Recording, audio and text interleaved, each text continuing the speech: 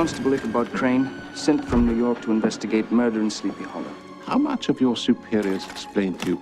Only that the three were slain in open ground, their heads severed from their bodies.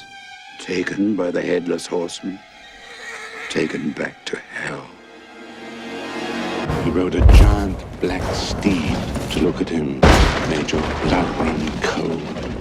Even today, the Western Woods is a haunted place where brave men will not venture.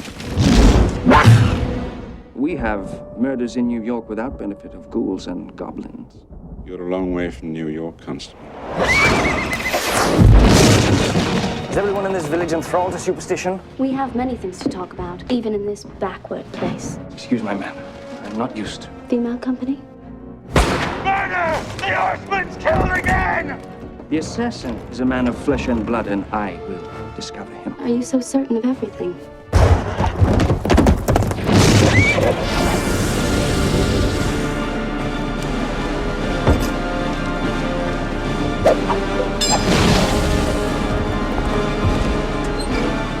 Perhaps there's a bit of a witch in you, Katrina.